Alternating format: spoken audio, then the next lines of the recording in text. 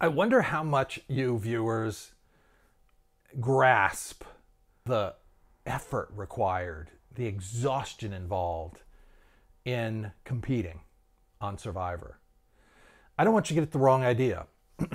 I have talked with you on any number of occasions about how the challenges are not the priority in the game of Survivor. They are not what winning is all about, the overall game. But regardless, they're part of the Survivor experience. And they are overwhelmingly difficult at times.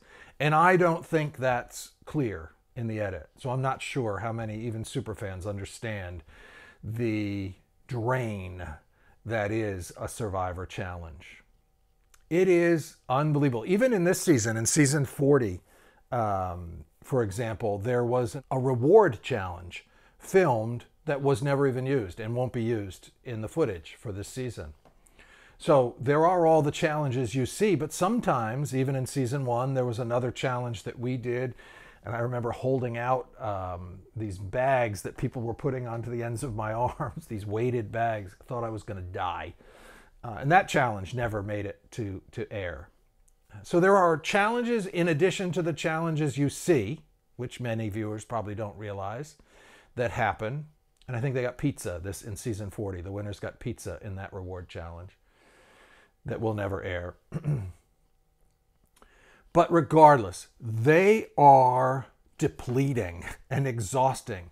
So part of why I've talked to you about how they aren't really the most important thing in the game of Survivor is because there's strategy that should be applied to what kind of energy you use or you expend when you're deciding how much to play the game or how involved to be in a challenge.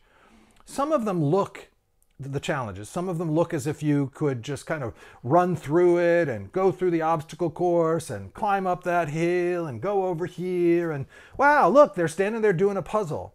What you don't see is the oxygen that the players don't have, the dying, the breathing, trying to catch up, the inability to think, the exhaustion from how long some of them go on, because it's all edited down to this very, very exciting imagery. Those challenges in the water when people are trying to fight to get to those posts and other people are pulling them under and drowning them and holding them back.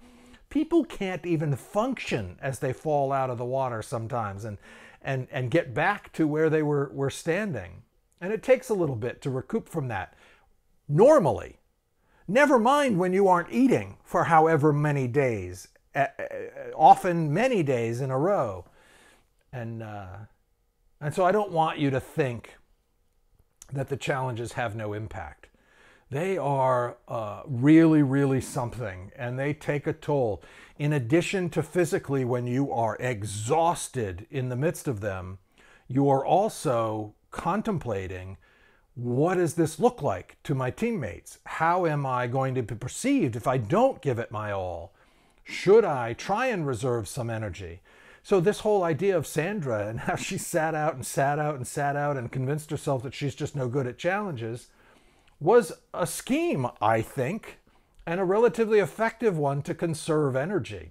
Never mind to prevent herself from being in a situation where she was potentially the person who undermined that team's possibility for winning the challenge, because that's a bad place to be, right? You're in the midst of a challenge and it's you who were supposed to finish the puzzle. You who were supposed to get the key down and do it and couldn't while everybody else moved forward. Something like that happens to you and you're targeted. You're looked at as the next person that the rest of your team members could easily scapegoat into voting you out.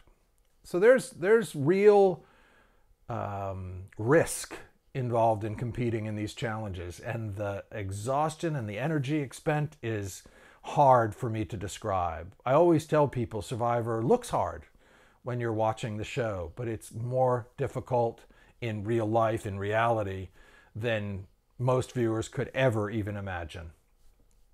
but it's part of the game. 80% of you who are listening to these videos have not subscribed to my channel.